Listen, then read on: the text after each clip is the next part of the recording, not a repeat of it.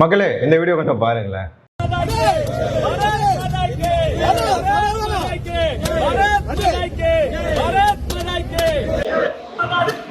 பாத்தீங்களா? இது எங்க நினைக்கிறீங்க? இந்தியாவில் வேற ஏதாவது மாநிலமா இருக்கும், தமிழ்நாடா இருக்கான்னு நினைக்கிறீங்களா? இது தமிழ்நாடு கன்னியாகுமரியில் நடந்த சம்பவம் தான் இது. உதயநிதி அவர்களுக்கு விழுந்த சிறுப்படி இது.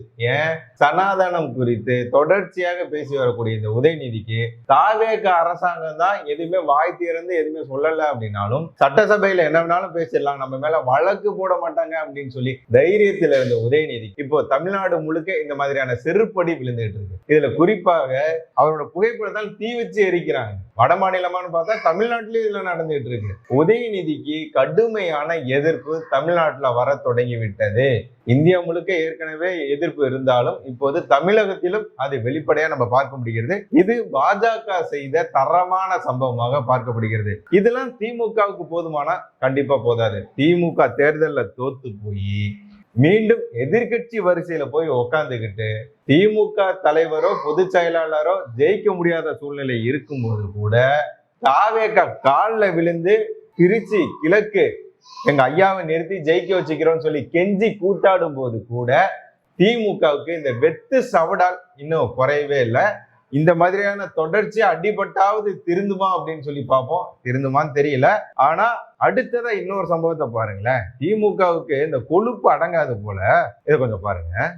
திருச்சி தேர்தல் எங்களுடைய தளபதி போட்டியிட வேண்டும் என்ற தீர்மானத்தை இன்னைக்கு காலையில நாங்க வச்சிருக்கோம். எங்களுடைய தன்ன தொகுதி எப்படி தெரியுமா, அப்படியே சிங்கப்பூர் மாதிரி மாத்தி வச்சிருந்தாரு. ஆனா கேடு கட்ட அந்த தொகுதி மக்கள் நினைத்து பார்க்க முடியுமா? இன்னைக்கு குறிப்பாக சொல்ல பாத்தீங்களா, கொளத்தூர் தொகுதியை சிங்கப்பூர் மாதிரி மாத்திருந்தார். அப்படியா? கொளத்தூர் தொகுதிக்கு போயிருக்காரு இவர். அனிதா ராதாகிருஷ்ணன் முன்னாள் அமைச்சர். மழை வெள்ளம் வந்தப்ப இவர் எங்க இருந்தாரு தெரியுங்களா? மக்களை காப்பாத்தினாரு அப்படின்னு சொல்லி திமுக அரசாங்கம் சொல்லிட்டு இருந்தது, தம்பட்ட அடிச்சுட்டு இருந்தது. ஆனா இவர் எங்க இருந்தாரு தெரியுங்களா? வீட்டுக்குள்ள இருந்தாரு. இவரை காப்பாத்துறதுக்கு ஆள் இல்லாம வீட்டுக்குள்ள பதுங்கி இருந்தாரா, பயந்து இருந்தாரான்னு தெரியல.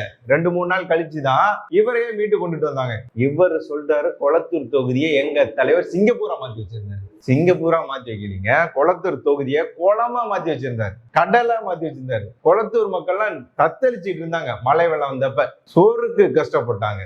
மின்சாரம் இல்லாம, அடிப்படை வசதி இல்லாம கொளத்தூர் மக்கள் பாதிக்கப்பட்டாங்க. அதனாலதான் இப்போ திருப்பி அடிச்சிருக்காங்க. கொளத்தூர்ல இப்ப பாக்குறீங்களா இல்லையா?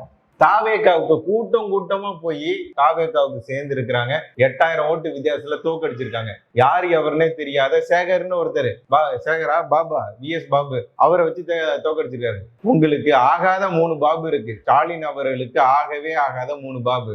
ஒண்ணு உங்களுக்கு எல்லாம் தெரிஞ்ச ஒரு பாபு, அடுத்து சேகர் பாபு, அடுத்து VS பாபு. 3 பாபுவால கெட்டு போனவர் இந்த ஸ்டாலின் அவர்கள். அவர் கொளத்தூரை சிங்கப்பூரா மாத்தல, மாறாக கடலா குளமா மாத்தி வச்சிருக்கிறார் கொளத்தூர் தொகுதியை. இவரு அந்த தொகுதி மக்களை என்ன சொல்றாரு பாருங்க, கேடுகட்ட மக்கள்.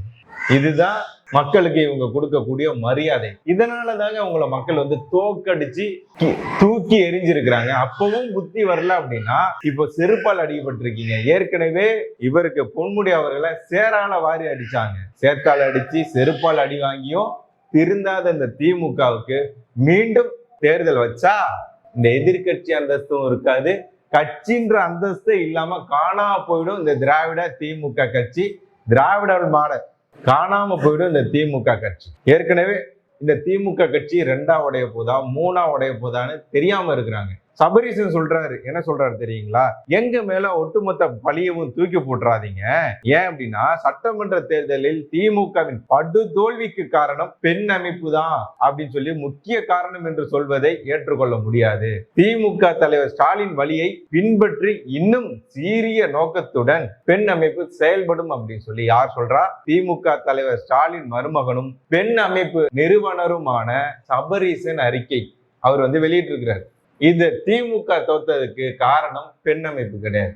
ஸ்டாலின் அவருடைய மகன் உதயநிதி இந்த சனாதன ஒழிப்பு எதிர்ப்பு இந்த மாதிரியான பேச்சுக்கள் நெத்தியில விபூதி வச்சு அழைக்கிறது எங்க போய் தேசமும் தெய்வீகமும் எனது இரு கண்கள்னு சொன்னவர் முத்துராமலிங்க தேவர் அவருடைய நினைவிடத்துக்கு போய் அங்க கொடுக்கக்கூடிய அந்த விபூதிய கீழே கொட்டுறது, அழைக்கிறது, இந்த மாதிரியான அவமரியாதை செயல்களை செய்யக்கூடிய இந்த திமுக மண்ணை கவ்வாம என்ன பண்ணும்? தூய அரசியல் செய்த காமராஜர் அவருக்கு முக்கியத்துவம் கொடுக்கறது இல்ல, ஈவர அவர்களுக்கு முக்கியத்துவம் கொடுக்கறது. அதே தான் இப்ப தாவேகாம செஞ்சுட்டு இருக்கு. காமராஜர் அவர்களுக்கு முக்கியத்துவம் கொடுக்காம ஈவர அவர்களோட புகைப்படத்தை விஜய் அவர்கள் அவருடைய அலுவலகத்தில் வச்சிருக்கிறார்.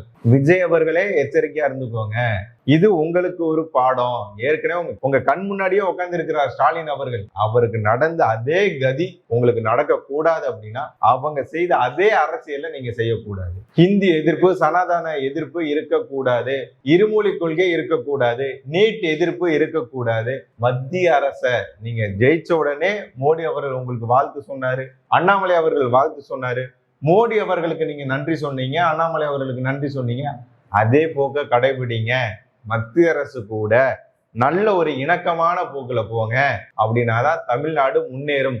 இல்லை அப்படின்னா திமுக எதிர்த்து எதிர்த்து என்ன பண்ணி வச்சிருக்கு? தமிழ்நாட்டை கடங்கார மாநிலமாக மாற்றி வைத்திருக்கிறது.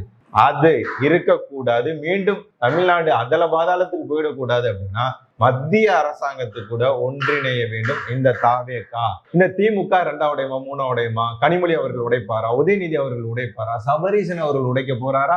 கே நேரு அவர்கள் உடைக்க போறாரா? இல்ல சேகர் பாபு அவர்கள் இருக்காருல்ல, ஸ்பை சேகர் பாபு இருக்காருல்ல, அவர் திமுக உடைக்க போறாரா? இப்படி பல கேள்விகள் இருந்தாலும் அந்த கட்சியில இருந்த முக்கியமான ஒரு நபர் இப்போ அரசியல இருந்து ஓய்வு பெற போகிறேன் சில காலங்களுக்கு அப்படின்னு சொல்லி குறிப்பிட்டிருக்கிறார். பிடிஆர் பழனிவேல் தியாகராஜன். கொஞ்சம் நஞ்ச கொஞ்சம் நல்லவருங்க. திமுக செய்த ஊழல, இந்த மதுக்கடைகள்ல என்ன நடந்தது ஊழல், மகனும் மருமகனும் எவ்வளவு கொள்ளடிச்சாங்க அப்படின்றத வெட்ட வெளிச்சத்தை கொண்டு வந்தவர் இந்த பிடிஆர் பழனிவேல் தியாகராஜன். அவரோட செயல்பாடுகள், அவரோட அறிவு திறனை பார்த்து பயந்து போன உதயநிதி அவரை கட்டுப்பாட்டுல வச்சுக்கணும் அப்படின்னு சொல்லி அவரோட துறையை மாற்றி கொடுத்து என்ன எதுன்னே தெரியாத ஒரு துறையில தூக்கி போட்டாரு. அப்பவும் அவர் சொன்னாரு, தமிழ்நாட்டோட நிலைமையை பத்தி பேசினாரு. ஏன் இந்த தேர்தலில் நிற்கும் போது கூட, வேட்பாளரா அறிவிக்கும் போது கூட, மக்களை சந்திக்கும் போது என்ன சொன்னார் தெரியுங்களா? எனக்கு இந்த மக்களுக்கு இன்னும் நிறைய செய்யணும்னு நினைச்சேன், ஆனா செய்ய முடியாம போச்சு அப்படின்னு சொல்லி சொன்னார். அவருடைய இந்த திமுக கட்சியில ஆட்சியில இயலாமை, அவரால் செய்ய முடியாத நிலைமை உண்டானதை மக்கள்கிட்ட வெளிப்படையா சொன்னாரு. இப்ப கூட என்ன சொல்லி இருக்கிறாரு?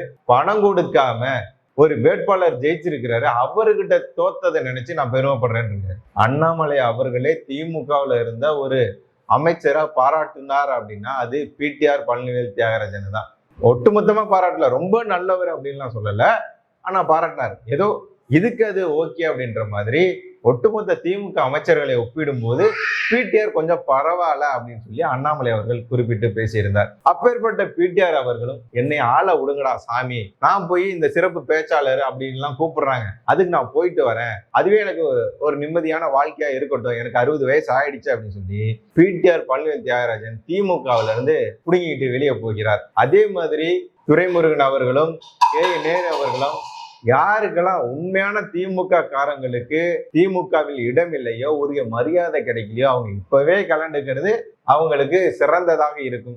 இல்லை அப்படின்னா அவங்களே அசிங்கப்படுத்தி அவமானப்படுத்தி அனுப்பி வச்சிருவாங்க. இந்த செய்திகளுக்கெல்லாம் முக்கியமா ஒரு செய்தியை நம்ம பார்க்கணும். பாரத பிரதமர் நரேந்திர மோடி அவர்கள் தமிழ்ல ஒரு ட்வீட் போட்டிருக்கிறார். தமிழ் மக்களுக்கு கலாச்சாரத்திற்கு பெருமை சேர்க்கிற மாதிரி ஒரு சம்பவம் நடந்திருக்கு. என்ன நடந்திருக்கு, அவர் என்ன ட்வீட் பண்ணியிருக்காருன்னு பார்த்துருவோமா? இந்தியர் அனைவருக்கும் ஒரு மகிழ்ச்சிகரமான தருணம். 11ஆம் நூற்றாண்டை சேர்ந்த சோழர் கால செப்பேடுகள் நெதர்லாந்தில் இருந்து இந்தியாவிற்கு திரும்பவும் கொண்டு வரப்பட இருக்கின்றன. இது தொடர்பான விழாவில் பிரதமர் ராப் ஜெடன் அவர்களுடன் இணைந்து பங்கேற்ற சோழர் கால செப்பேடுகள் 21 பெரிய மற்றும் 3 சிறிய தகடுகளின் தொகுப்பாகும். இவற்றில் பெரும்பாலான எழுத்துக்கள் உலகின் மிகவும் அழகான மொழிகளுள் ஒன்றான தமிழில் பொறிக்கப்பட்டுள்ளன. இவை மாமன்னர் 1ஆம் ராஜேந்திர சோழன் தனது தந்தை 1ஆம் ராஜராஜ சோழனால் வாய்மொழியாக அளிக்கப்பட்ட வாக்குறுதியை முறைப்படுத்தியதை குறிக்கின்றன. மேலும் இவை சோழர்களின் பெருமையையும் பறைசாற்றுகின்றன. இந்தியர்களாகிய நாம் சோழர்களின் கலாச்சாரம், கடற்படை திறமை ஆகியவற்றால் மிகுந்த பெருமை கொள்கிறோம். நெதர்லாந்து அரசுக்கும் குறிப்பாக 19ஆம் நூற்றாண்டின் இடைப்பட்ட காலத்தில் இருந்து செப்பேடுகளை பாதுகாத்து வந்த லெய்டன் பல்கலைக்கழகத்திற்கும் எனது நன்றியை தெரிவித்துக் கொள்கிறேன். பாரத பிரதமர் நரேந்திர மோடி அவர்கள் தமிழ்ல ட்விட்டர் வெளியிட்டது மட்டுமல்லாமல் அதில் அந்த செப்பேடு அந்த புகைப்படத்தெல்லாம் அவர் பகிர்ந்திருக்கிறார். பாரத பிரதமர் நரேந்திர மோடி அவர்கள் தமிழ் மொழியை சோழர்களின் ஆட்சி மன்னர்கள் இதெல்லாம் குறித்து பெருமைப்பட்டு அந்த நாட்டுல இருந்து நான் வாங்கிட்டு வரேன், அந்த நாட்டுல இத்தனை வருடங்களை பாதுகாத்து வச்சிருக்கீங்களா, உங்களுக்கு ரொம்ப நன்றி அப்படின்லாம் சொல்லி பெருமைப்பட்டு கொள்ளக்கூடிய ஒரு பாரத பிரதமர் நரேந்திர மோடி அவர்கள் எங்க தமிழ் மொழியை பெருமையா நினைக்காம தன்னை ஒரு திராவிடர்கள்னு சொல்லி அடையாளப்படுத்திக்கணும்னு சொல்லி நம்ம மண்டையில ஏறி மிளகா அரைத்த இந்த திராவிட கட்சிகள் எங்க தமிழ் மொழியை தூக்கி பிடிச்சி தமிழ் மக்களை தூக்கி பிடிச்சி தமிழ் மன்னர்களை தூக்கி பிடிச்சி உலகம் முழுக்க தமிழ் மொழியவும் திருக்குறளையும் கொண்டுட்டு போய் சேர்க்கிற பாரத பிரதமர் நரேந்திர மோடி அவர்கள் முடிவாக தமிழர்கள் முடிவு பண்ணிட்டாங்க, திராவிடர்கள் எங்களை ஆளக்கூடாது, நாங்க திராவிடர்கள் கிடையாது, பச்சை தமிழர்கள்னு. கண்டிப்பா ஒரு நாள் அண்ணாமலை அவர்கள் இங்க மாநில தலைவரா ஆன உடனே இங்க உள்ள அரசியல் களமே மாறப்போகுது. ஏற்கனவே உதயநிதி அதாவது ஆளுங்கட்சி எது எதிர்கட்சி எது அப்படின்னு புரியல. ஆளுங்கட்சியோட கூட்டணியில இருக்கிறவங்க தான் எதிர்கட்சி கூட்டணியிலயும் இருக்காங்க. ஆகவே ஆளுங்கட்சி வேற எதிர்கட்சி வேற கிடையாது. எதிர்கட்சியோட கொள்கைகள் என்ன கோட்பாடு என்ன அதையே தான் ஆளுங்கட்சியும் கடைபிடிக்கிறது. அண்ணாமலை அவர்கள் கால் பதித்தால் தமிழகத்திற்கு மீண்டும் வந்த பிறகு மாநில தலைவராக பொறுப்பேற்றால் மாநில தலைவராக ஆகணும்னே அவசியம் இல்லைங்க. அவர் அமெரிக்காவில இருந்து போட்டு புரட்டி எடுத்துட்டு இருக்கிறாரு. அவர் மீண்டும் வர வேண்டும், தமிழக பாஜக தலைவராக மாற வேண்டும், ஆக வேண்டும், தமிழகத்தை ஆள வேண்டும் அப்படின்னு சொல்லி தமிழக மக்கள் இளைஞர்கள் நீங்க நான் எல்லாருமே எதிர்பார்த்துட்டு இருக்கோம். கூடிய விரைவில் இது நடக்க போகுது அப்படின்னு சொல்லி நமக்கு கிடைக்கக்கூடிய தகவல்கள் உறுதிப்படுத்துகிறது. நன்றி.